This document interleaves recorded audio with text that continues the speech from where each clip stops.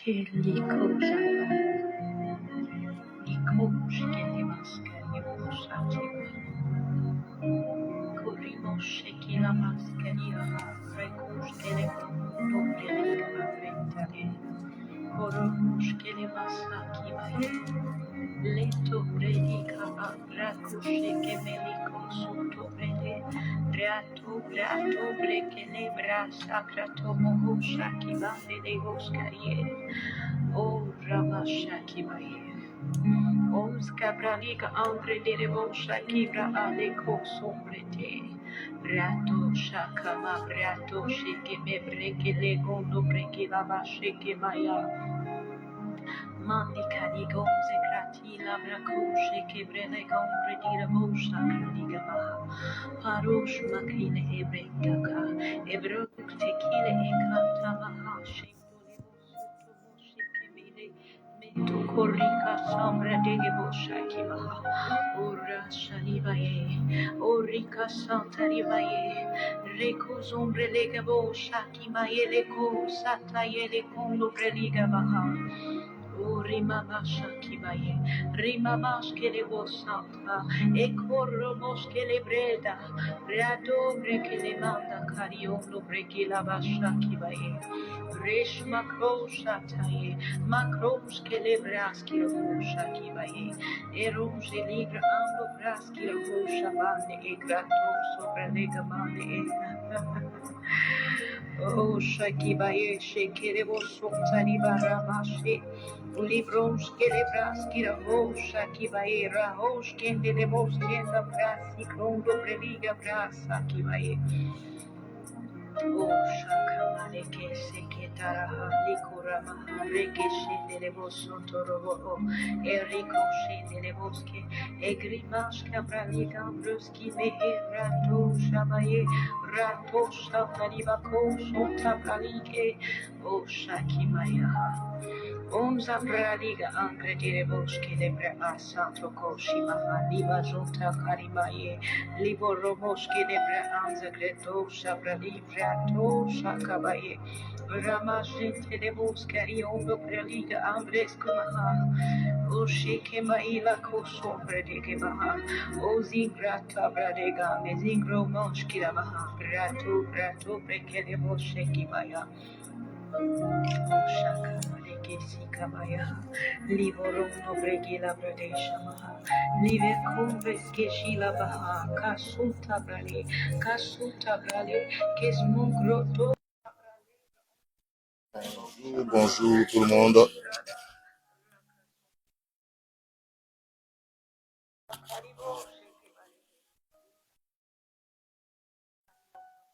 Bonjour, soyez bénis. Bonjour Sandrine. Sois bénie ma fille. Comment ça va?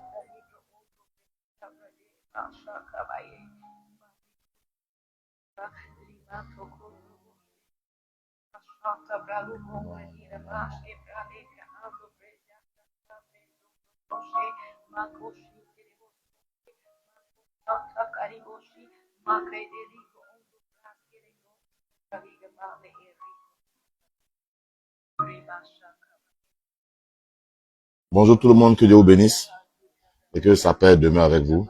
Amen. On va commencer dans 1 minute. Alléluia.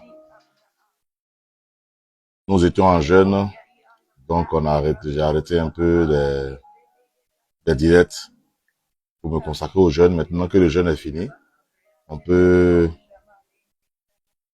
faire les directs à minuit pour s'édifier, minuit GMT pour s'édifier. Excusez-moi, je vais créer une des...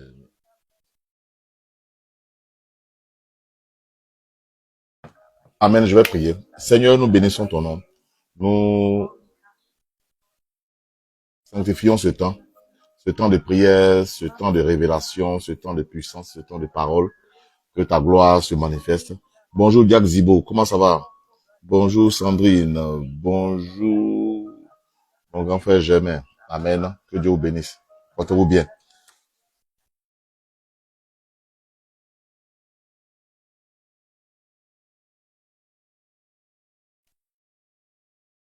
Excusez-moi. Ok, on va commencer. Le thème qui nous réunit cette nuit, ce thème est apparence trompeuse. Apparence trompeuse. Apparence trompeuse. Souvent, les apparences, il faut reconnaître que les apparences trompent. Apparences trompeuses. Et nous allons nous appuyer sur des versets bibliques pour parler d'apparence.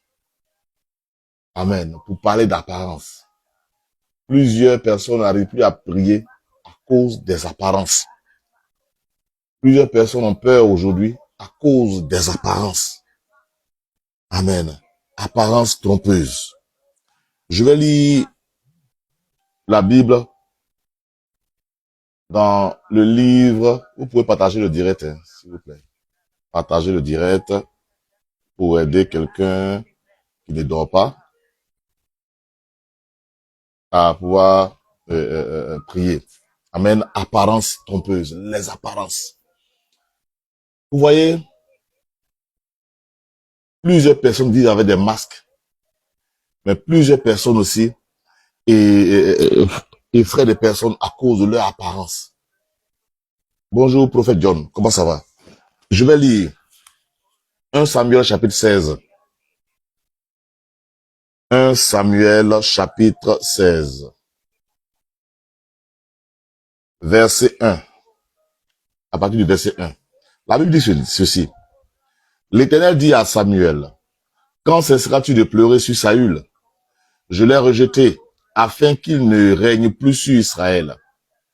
Remplis ta couronne, remplis ta corne d'huile, et va, je t'enverrai chez Isaïe, Bethléemite, car j'ai vu parmi ses fils celui que je désire pour roi. Samuel dit,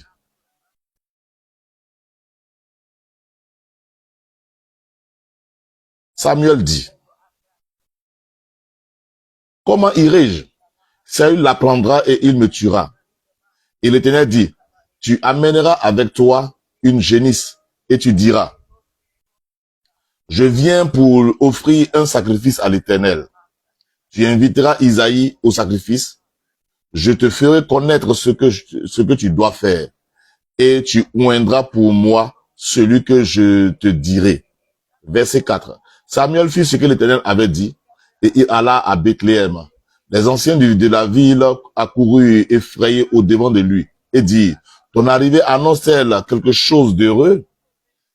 Il répondit au verset 5, oui, je viens pour offrir un sacrifice à l'Éternel. Sanctifiez-vous et venez avec moi au sacrifice. Il fit aussi sanctifier Isaïe et ses fils, et il les invita au sacrifice. Lorsqu'ils entrèrent, il se dit, en voyant Eliab, certainement loin de l'Éternel est ici devant lui. Verset 7, et l'Éternel dit à Samuel, ne prends point garde à son apparence et à la hauteur de sa taille, car je l'ai rejeté. L'Éternel ne considère pas ce que l'homme considère. L'homme regarde à ce qui frappe les yeux, mais l'Éternel regarde au cœur. Amen. Je reprends la réponse de l'Éternel. Quand Samuel a vu Eliab, il a dit, et l'Éternel dit à Samuel, verset 7 de 1 Samuel 16, il dit, ne prends point garde à son apparence et à la hauteur de sa taille.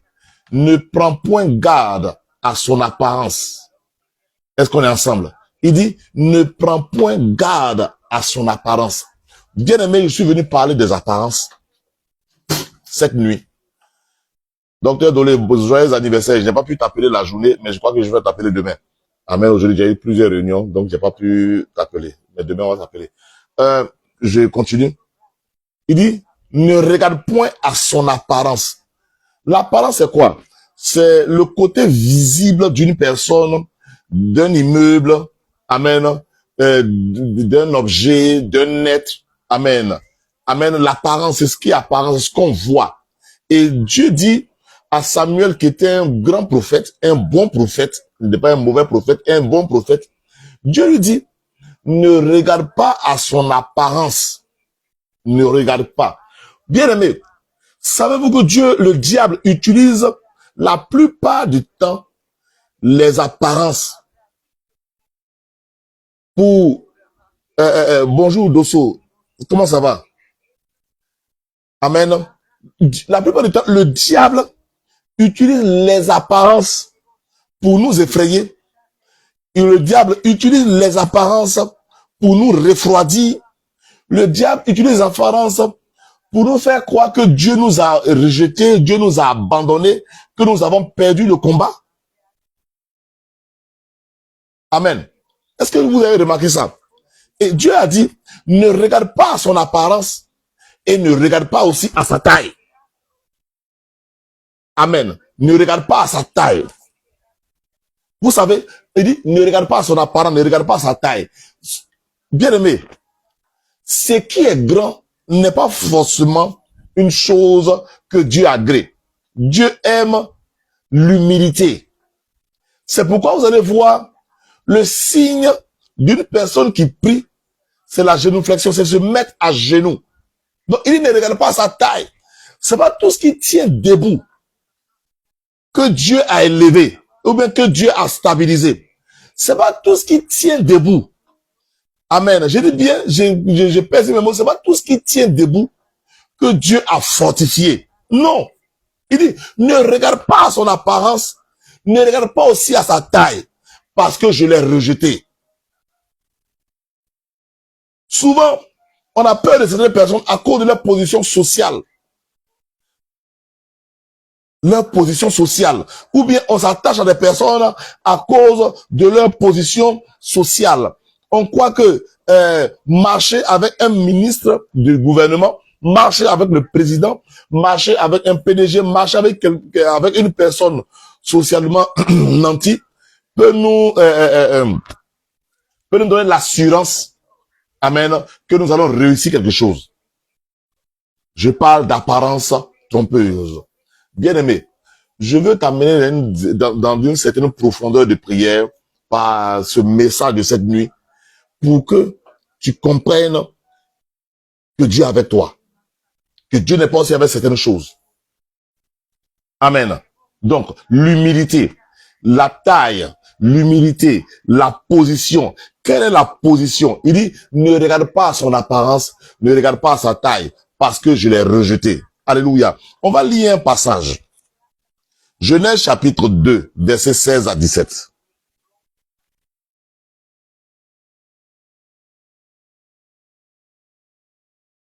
Genèse chapitre 2, verset 16, nous dit ceci. L'Éternel Dieu donna cet ordre à l'homme. Tu pourras manger de tous les arbres du jardin. Verset 17. Mais tu ne mangeras pas de l'arbre de la connaissance du bien et du mal, car le jour où tu en mangeras, tu mourras. Ok. On va voir le chapitre 3. Chapitre 3, verset 6. Il dit, la femme vit que l'arbre était bon à manger et agréable à la vue. Amen. Encore l'apparence. La femme vit que l'arbre était bon à manger et agréable à la vue et qu'il était précieux pour ouvrir l'intelligence. Amen. Vous savez, les apparences ont fait prendre de mauvaises décisions à plusieurs personnes. Peut-être un pays, ça peut être un pays, tu peux vouloir partir dans ce pays, ça peut être une entreprise, ça peut être une position sociale, ça peut être un poste. Les apparences. Amen. Dieu a dit, ne mangez pas le fruit de l'arbre de la connaissance du bien et du mal. Mais, Dieu n'a pas parlé de l'apparence. Hein. Dieu a dit seulement, ce arbre que vous voyez là, ne le mangez pas. Mais quand la femme est arrivée, elle a remarqué l'arbre, elle a regardé l'arbre, elle a regardé l'apparence, elle a vu la beauté. Amen. On dit, l'arbre, je vais lire bien pour pas que je vais dire n'importe quoi. Il dit, la femme vit que l'arbre était bon à manger et agréable à la vue. L'arbre était bon à manger. Quand elle a regardé l'apparence, alléluia, amen. Donc, les mauvaises décisions, ne soyez pas influencés par une apparence, mais faites confiance à la parole de Dieu, à la voix de Dieu. Faites confiance à la voix de Dieu. Ne pas être, amen, ne pas vous associer avec les choses que Dieu a rejetées. Ne pas vous lier, mais faire une alliance avec les personnes que Dieu a rejetées.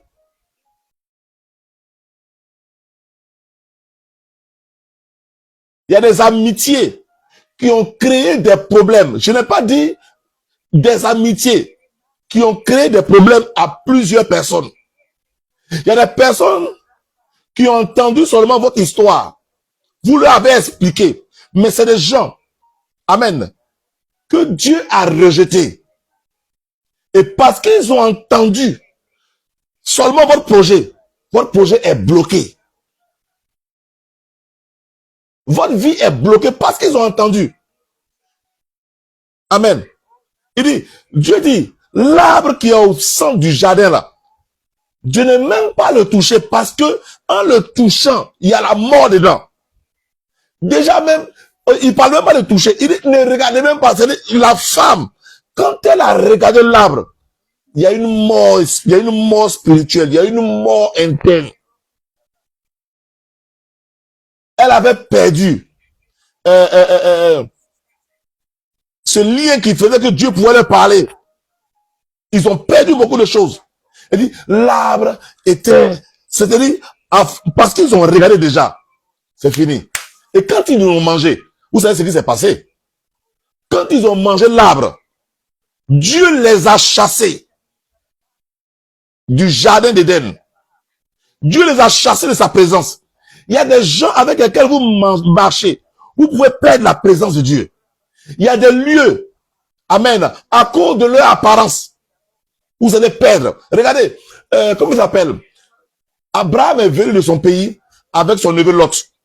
Et Abraham a dit à Lot, quand les bergers ont commencé à avoir des histoires, Abraham a dit à son neveu Lot, il dit, nous sommes frères, on est une famille. Et il ne faudrait pas qu'on se batte.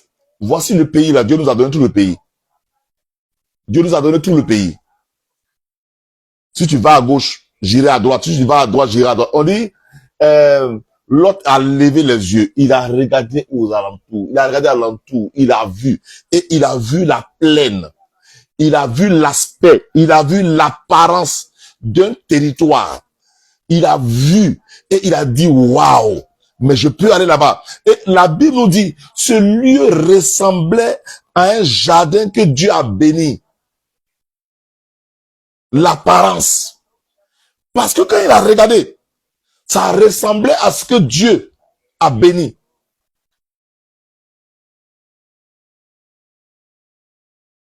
Bien-aimé, votre association avec des personnes vous a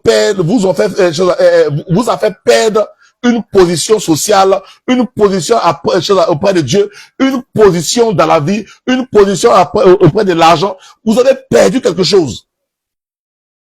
Votre association avec certains amis vous a fait perdre votre vie de prière.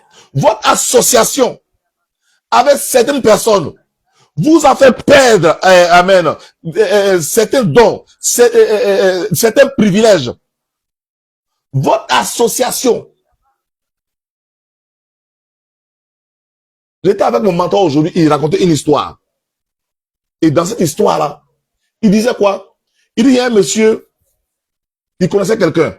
Et il allait se présenter à une autre personne. Il dit, quand il a salué, lui, ça va bien. Et puis il a demandé, mais on dit quoi? Comment ça va chez toi? Il dit, je vais bien, mais je suis avec telle personne. Il dit, ah bon? Parce que tu es avec telle personne, je n'ai plus envie de t'écouter. Sors de mon bureau.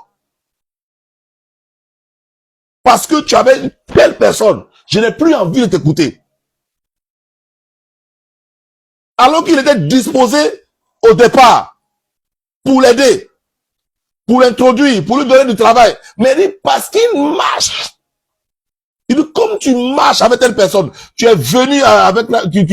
Non, c'est fini. Sors de mon bureau, je n'ai plus envie de te voir, je n'ai plus envie de t'aider. L'apparence trompeuse.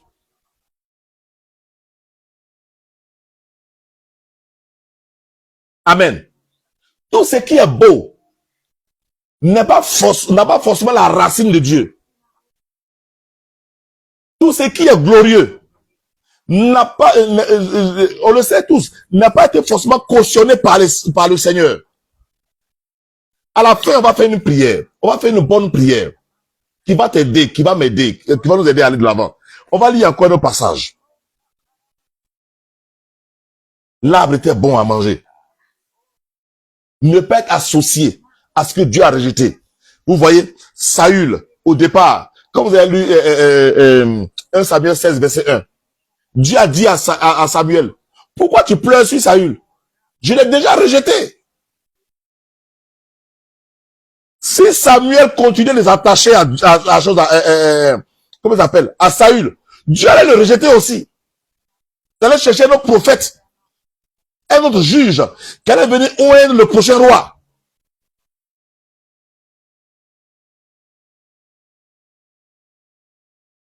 Il y a certaines amitiés. Il y a certaines amitiés qui vont s'arrêter. Il y a des personnes, Dieu vous sépare de certaines personnes. Je vous raconte l'histoire d'une sœur. La sœur, bon, je vais raconter quand même. La sœur, elle connaissait Dieu. Et après, elle a rétrogradé. Sa famille était une bonne famille chrétienne. Et dans ses balades, elle a rencontré un homme. Elle a rencontré un homme. Cette sœur-là, elle a rencontré un homme. J'ai dit, leur relation était tellement fusionnelle. Elle dit, quand elle regarde l'homme, c'est son côté masculin. Quand le monsieur la regarde, c'est son côté féminin. C'est-à-dire, ils s'entendaient. C'est-à-dire, c'était le couple parfait. Amen. Le couple parfait. Elle savait ce que le monsieur pensait. Le monsieur savait ce qu'elle pensait. C'était vraiment parfait. Elle aimait le monsieur aussi l'aimait. Amen. C'était une belle relation. Elle aimait tellement le monsieur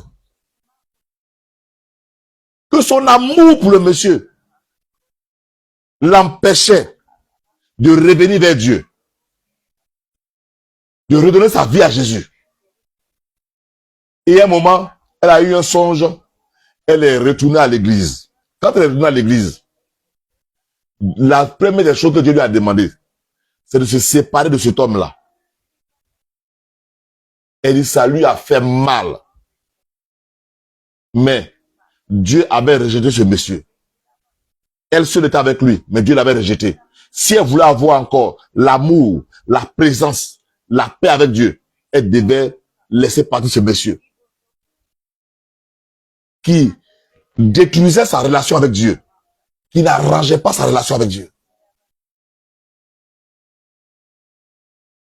Zacharie chapitre 4, verset 7. Zacharie 4, verset 7. La Bible dit ici, qui es-tu, grande montagne, devant Zorobabel? Tu seras aplani. Qui es-tu, grande montagne, devant Zorobabel? Tu seras aplani. Il posera la pierre principale au milieu des acclamations, grâce sur grâce pour elle. Mais la chose qui nous dit, il dit, qui es-tu, grande montagne devant Zorobabel? Et le Seigneur dit, cette grande montagne-là, elle sera comment? Aplanie.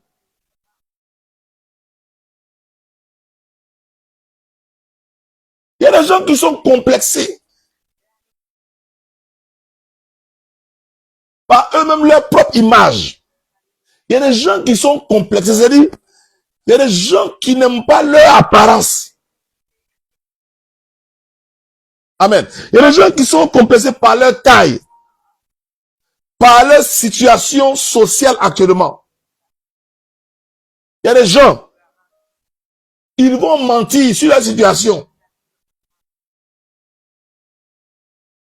Il dit, grande montagne, on parle au problème. Bien-aimé, n'aie pas honte de ta situation. Parce que la taille du problème qui est devant toi, c'est pour t'effrayer. C'est pourquoi le Seigneur dit, qui es-tu? Virgule. Et puis, il dit pas petite montagne. Il donne vraiment la forme de la montagne. Qui es-tu? Grande montagne. Devant qui? Zorobabel était qui devant cette montagne? Il n'était rien devant cette montagne. Mais Zorobabel avait la main de Dieu sur lui. Avait la main de Dieu sur lui. Il avait la volonté de Dieu avec lui. Et quelle que soit la taille de la montagne, Dieu menace la montagne. Dieu dit à la montagne, mais tu n'es rien. Parce que Zorobabel, c'est vrai, sa taille est bizarre, mais Zorobabel, je suis avec lui.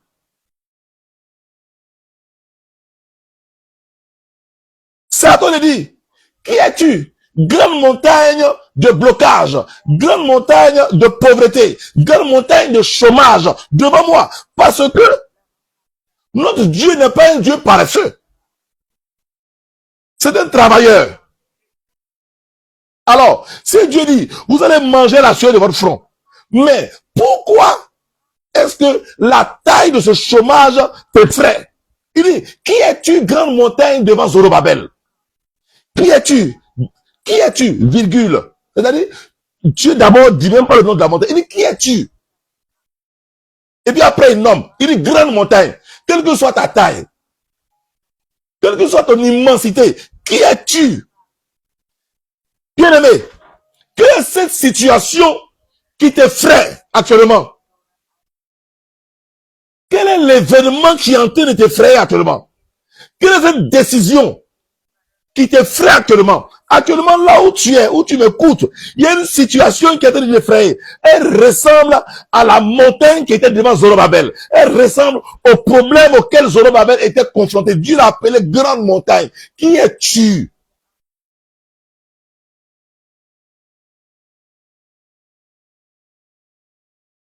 L'apparence de votre problème vous a fait oublier la grandeur de Dieu.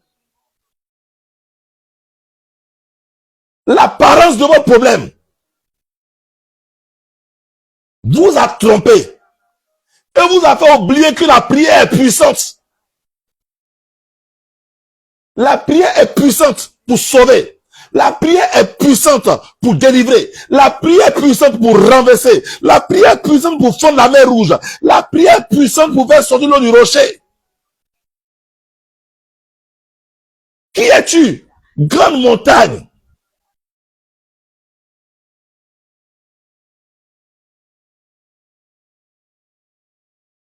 Amen.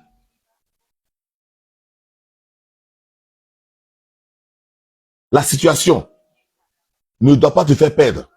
Les disciples étaient dans la barque. Et Jésus était avec eux dans la barque. Pierre, avant d'arriver dans la barque, Pierre avait déjà reconnu que Jésus était Seigneur. Il était le Fils de Dieu, celui qui devait venir sauver le monde. Et Jésus l'avait déjà baptisé Pierre. Il a dit, tu es Pierre. Sur cette pierre, je bâtirai mon église et les portes de ce de mort ne vont pas attaquer, ne vont pas prévaloir contre cette église. C'est-à-dire, Pierre a entendu, Pierre connaissait l'identité de Jésus. Jésus a été déjà baptisé. Jésus partait sur le territoire de Gadara pour aller prêcher. Amen. Et voilà que la mer est démontée. Voici les vents qui sont soufflés. Voici les flots de la mer. Voilà la barque qui est en train de tanguer. Je ne sais pas dans quelle barque tu te trouves. Peut-être ta barque est en train de tanguer. Je ne sais pas ce qui se passe actuellement. Peut-être l'eau, amen, les flots, l'eau est entrée dans ta barque. Le vent est en train de souffler. Et il crie, mais maître, attends, leur façon d'appeler Jésus n'était pas une façon d'appeler quelqu'un qui va faire miracle. C'était une façon de dire, mais toi, tu as dit que tu es maître, tu dis que tu es Dieu, on a providé sur toi alors que tu es en train de dormir dans la barque avec nous. Tu ne sais pas qu'on est en train de dormir, comment un Seigneur, comment Dieu peut dormir comme ça. Paresseux, tu ne sais pas qu'on meurt, c'est à cause de toi. Si on savait, on allait rester de l'autre côté. Maintenant, on va là-bas, on va mourir.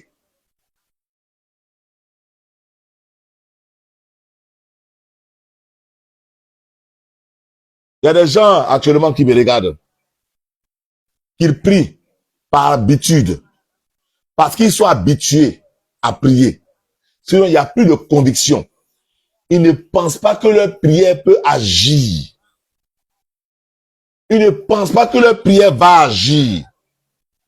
Il y a des gens qui sont là, qui me regardent cette nuit, qui jeûnent. Mais leur jeûne là, c'est pas un jeûne de conviction. Ils sont habitués à jeûner. Donc, ils se disent que bon, je jeûne. Mais ils ne croient pas que leur jeûne puisse changer la situation. Il y a des gens qui lisent la Bible. Ils ont lu Lamentation 3. Il dit, les bontés de l'Éternel ne sont pas épuisées. Elles se renouvellent chaque jour. Mais ces personnes-là, elles n'ont, la partie, les bontés ne sont pas épuisées. Elles ont dit, ah, ça c'est un verset qui a été écrit depuis avant la naissance de mes ancêtres. Donc, Dieu a épuisé ses bontés envers nous, envers moi, envers l'humanité. Donc, je ne crois pas en ça. Montagne, qui es-tu, montagne, grande montagne devant Zorobabel?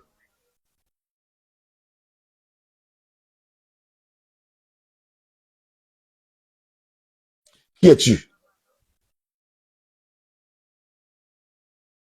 Qui es-tu? Devant Zorobabel. Dieu veut sauver. Dieu veut changer. Dieu veut restaurer. Dieu veut t'amener à comprendre qu'il est tout puissant.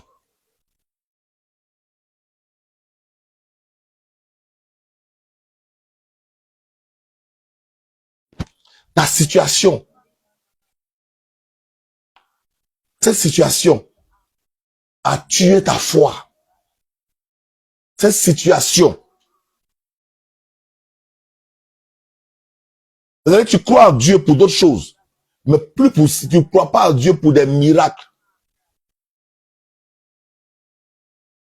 Je vais lire nos passages. 1 Samuel chapitre 17.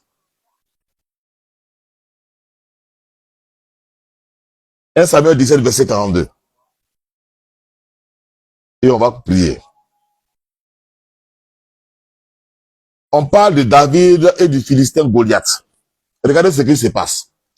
Le Philistin regarda, et lorsqu'il aperçut David, il le méprisa, ne voyant en lui qu'un enfant blond et d'une belle figure. C'est-à-dire, Goliath regarde David, il regarde sa taille. Il dit, mais là, c'est qui ça? C'est-à-dire, votre apparence, vous-même, l'ennemi regarde votre apparence et vous sous-estime. Vous aussi, vous regardez votre apparence. Vous croyez que Dieu ne peut rien faire pour vous. Vous croyez que Dieu ne va rien faire pour vous.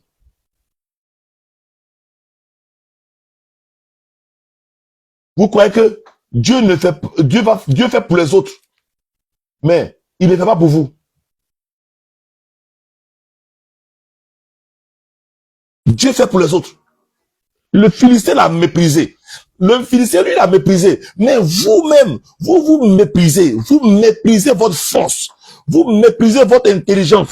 Vous méprisez la grâce qui est sur vous.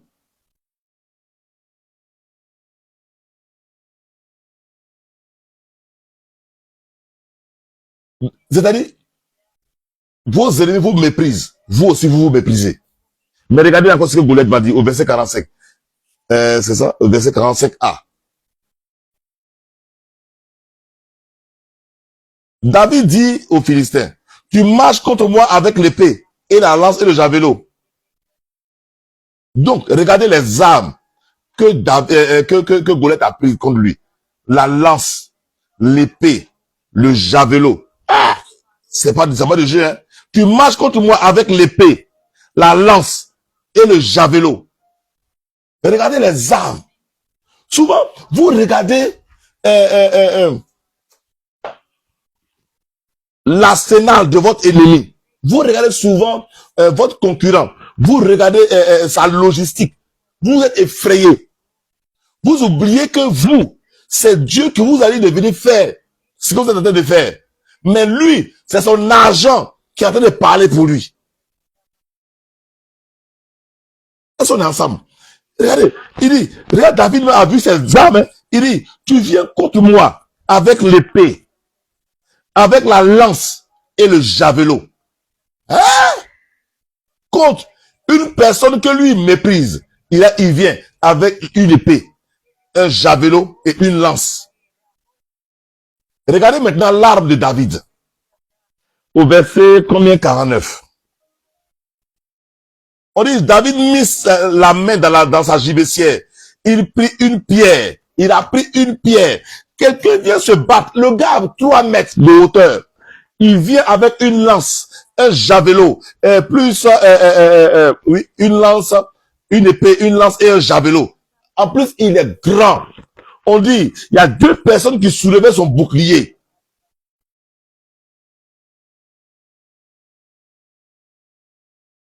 David avait seulement des pierres, 5 cailloux. Bien aimé, souvent, ne regarde pas à la taille de ton arme, mais regarde à l'efficacité que Dieu a placée dans cette arme dite insignifiante. L'apparence de ton arme, l'apparence de tes arguments. C'est-à-dire, tes arguments, c'est quoi? On dit non, faut aller voir le monsieur, tu es venu sur la parole de l'Éternel, faut aller parler. C'est-à-dire, souvent les gens, il y a des gens, on leur a dit que non, présente-toi seulement. Il dit, mais de rien faire, de me présenter seulement. Les gens viennent avec des arguments. Moi, de me présenter seulement. Oui, va te présenter seulement.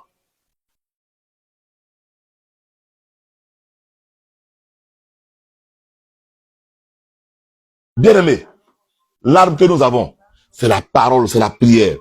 Nos amis, nos ennemis, nos adversaires ont des connaissances. Ne regarde pas à sa taille, ne regarde pas au poste que les gens ont, ne regarde pas à son apparence ni à sa taille. Ne regardez pas à la taille des gens qui marchent avec les gens qui sont avec vous, mais regardez, amen, à l'importance, à l'onction, à la puissance des âmes que Dieu vous a données. Ayez confiance. Ayez confiance en vos prières. Ayez confiance. La Bible dit dans Deutéronome 28, si tu obéis à la voix de l'Éternel, voici les bénédictions qui seront attachées à toi. Il n'a pas dit, si tu marches avec le président. Il n'a pas dit, si tu marches avec le chef de l'armée. Il dit, si tu obéis à la voix de l'Éternel. Si tu obéis à la voix, à la voix.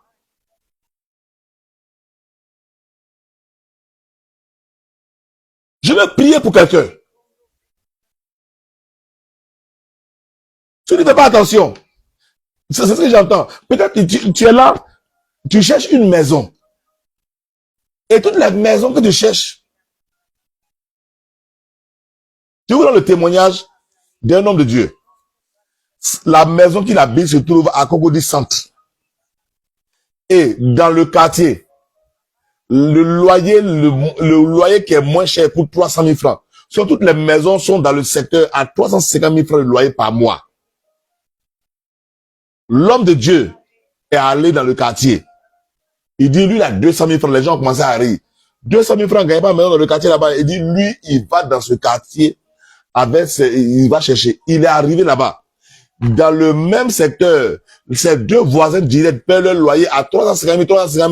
Lui, il a eu son loyer à 200 000 francs.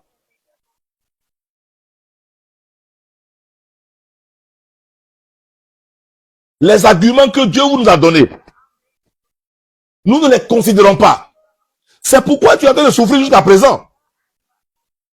Les instructions que tu te donnes, comme il t'a pas donné le nom d'une autorité, il t'a pas donné le nom de quelqu'un, mais Dieu est l'autorité des autorités.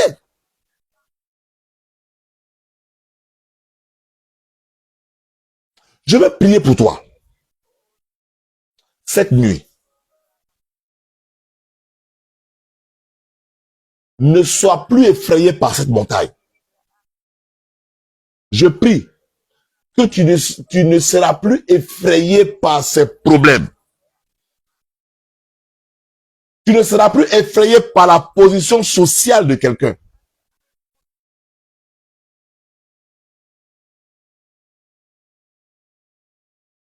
Goliath avait cette taille.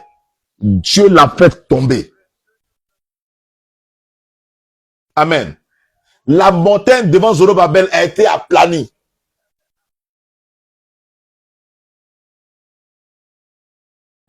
L'apparence de ton problème est en train de te tromper.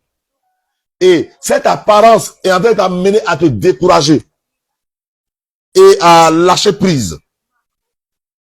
Je prie au nom de Jésus que Dieu te fortifie, que le miracle s'attache à toi.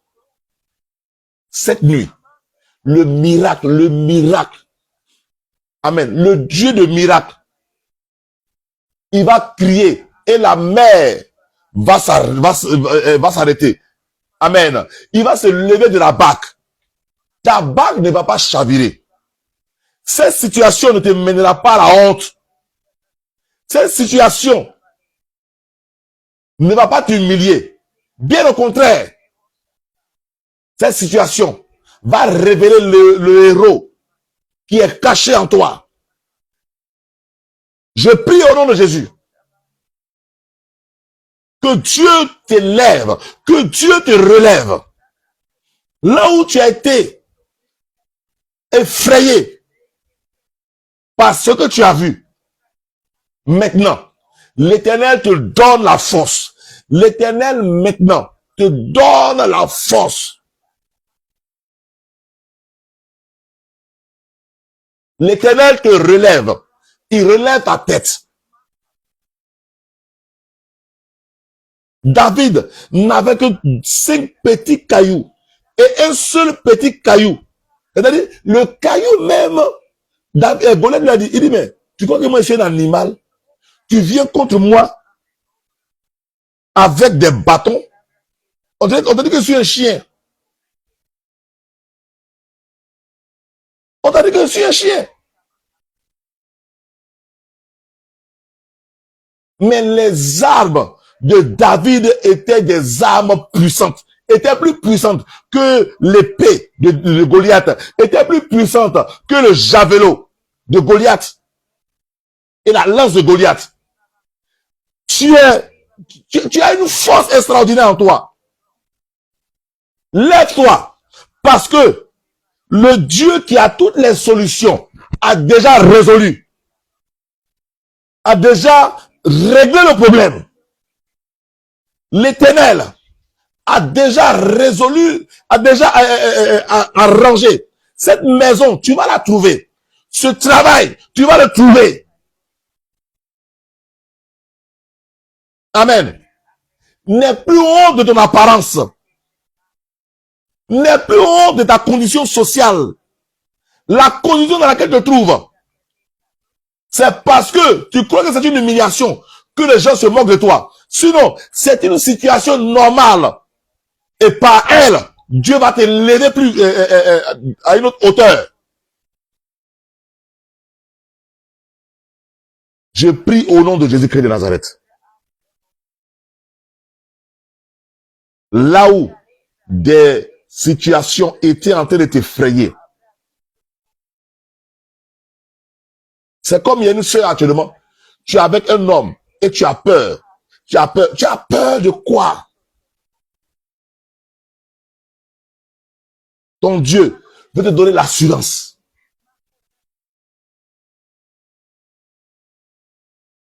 Il y a des gens qui ont peur d'être seuls.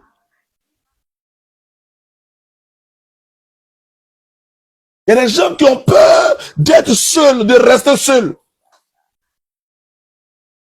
Ce que j'entends, cette relation dans laquelle je te trouve, ma soeur, ma fille, cette relation, Dieu n'est pas dedans. Et tu es en train de te perdre. Tu es en train de t'éloigner de la présence de Dieu. Parce que tu as peur de tes réalités. Je prie que quand tu vas entendre la voix de Dieu, qu'elle te donne la conviction que tu ne seras pas perdu si cet homme te quitte. Parce que même ce n'est même pas ton mari. C'est le mari de quelqu'un. S'il te quitte, rien ne va t'arriver.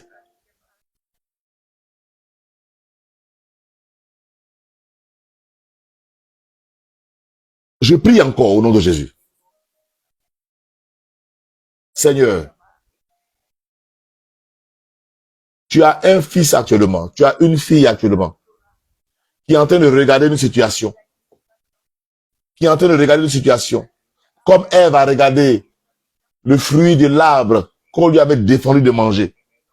Il y a quelqu'un actuellement qui n'a pas la force de pouvoir se détourner de cette vision qui va le perdre, ou bien qui va la perdre. Ève a dit, le fruit de l'arbre était beau à voir et bon à manger. Une chose que Dieu a défendue. Tu trouves ça déjà bon? Je prie que l'apparence de cette chose qui t'avait hypnotisé, que son influence sur toi s'arrête au nom de Jésus. Certains voient des situations et qui ont peur des situations. Certaines personnes sont au bord du gouffre. Certaines personnes sont déjà dans le gouffre, là où je parle. Et dans ce gouffre-là, il n'y avait pas d'issue. La Bible nous parle de Daniel. Daniel a été jeté dans la fosse au lion. Lui et ses frères, Ananias, Misaël et Azaria, ils ont été jetés dans la fosse au lion. C'était dans le gouffre. La situation était chaotique parce que c'était des lions qui étaient affamés sur plusieurs jours. Tu es dans le gouffre. Tu dois être dans le cachot avec les lions actuellement. Et tout le monde se dit que tu seras dévoré par ce lion, par ces lions. Tu te dis que tu seras dévoré. Mais, de la même manière que le Seigneur a tendu sa main dans la fosse au lion, et il a protégé Daniel, et il a protégé tous ses frères. Je prie maintenant, Seigneur, pour un frère, pour une fille, pour un fils, pour une sœur, pour une maman, étends ta main, comme tu l'as fait pour Daniel dans la fosse au lion. La fosse au lion avait une apparence. C'était un lieu effroyable, un lieu où les gens mouraient de façon atroce parce qu'ils étaient déchiquetés, déchirés par les lions, affamés. Daniel a été jeté aussi dans la fournaise. La Bible dit, quand les gens ont ouvert la porte de la fournaise, ceux qui étaient auprès de la porte ont été consumés par le feu, sont morts. Mais la Bible dit, ce lieu qui avait une apparence effroyable, ce lieu qui ressemblait à l'enfer, parce qu'il y avait un feu sans fin. Ce même lieu, quand Daniel et ses frères ont été jetés dans cette fournaise, on dit, rien. Quel est le feu? Quelle est cette fournaise dans laquelle tu te trouves actuellement? Quand tu regardes à gauche, il n'y a pas. Personne ne peut t'aider. Quand tu regardes à droite, personne ne peut t'aider. Devant, personne ne peut t'aider. Mais je veux t'assurer d'une chose. Le Seigneur est avec toi dans cette fournaise. Le Seigneur est avec toi dans cette fosse. L'Éternel est avec toi dans cette barque qui semble chavirer. L'apparence nous démontre que quand on regarde la mer, quand on regarde les vents qui soufflent, quand on regarde, on se dit c'est perdu pour la barque. Mais la Bible nous dit Jésus s'est levé et Jésus a crié silence. Je crie silence. Silence au vent impétueux. Silence à cette voix qui est en train de dire, tu es perdu, tu vas souffrir, nous allons t'humilier. Il y a une voix qui te dit ça. Quand les vents soufflaient, les vents disaient, vous êtes morts. Quand les vents soufflaient, quand l'eau entrait, l'eau disait dans la barque, on va vous engloutir. Il y a des monstres marins qui vont vous manger Pierre. Il y a des monstres marins qui vont vous manger Thomas. Il y a des monstres marins qui vont vous manger Matthieu. Il y a des monstres marins qui vont vous manger. Mais la Bible dit, Jésus s'est levé et il a crié silence. Il y a une voix que tu entends qui te dit c'est perdu. Il y a une vision que tu as actuellement où tu ne vois, dans ta vision, tu ne vois même pas le bonheur. Tu ne vois même pas l'issue. Tout ce que tu vois actuellement, c'est l'humiliation. C'est la honte. Tout ce que tu vois actuellement, tu entends les moqueries des gens. Tout ce que tu entends actuellement dans tes oreilles. Mais je te dis, ce n'est pas la voix des gens. C'est le diable qui imite leur voix. Et il te fait attendre que tu es foutu. Oui, tel va se moquer de toi. Oh, ils vont se moquer de moi. Ils vont se moquer de toi. Mais je déclare maintenant. Je déclare. Et je prophétise. La situation est résolue. La situation est sous contrôle. Le Saint-Esprit a s'est chargé de la situation. Il n'y a pas d'enfant. La situation est sous contrôle. On a dit que ton ventre était un cimetière. C'est l'apparence. Mais la situation est sous contrôle. Ton affaire est en train de battre de l'aile.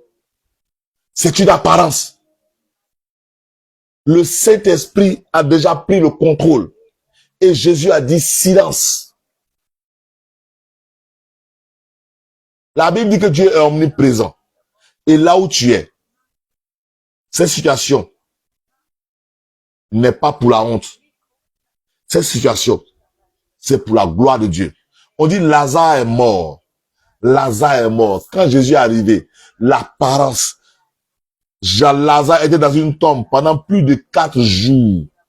L'apparence. Lazare sentait déjà l'apparence. Son corps était putréfié, était décomposé. L'apparence.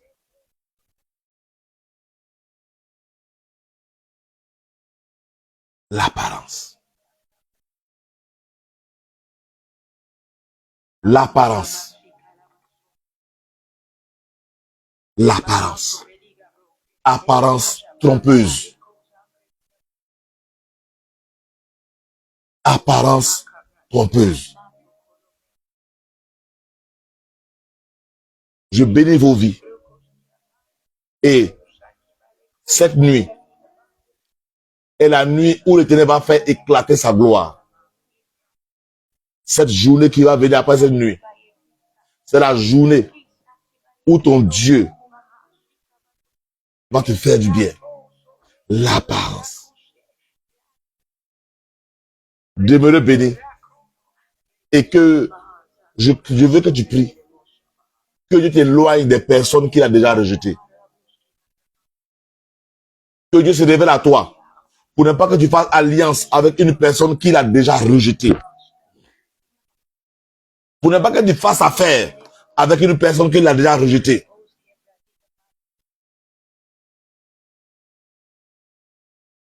Soyez bénis. Bonne nuit. Alléluia.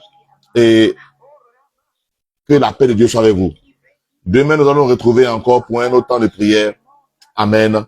Et la faveur de Dieu sera avec vous. Au nom de Jésus que je viens de prier. Amen.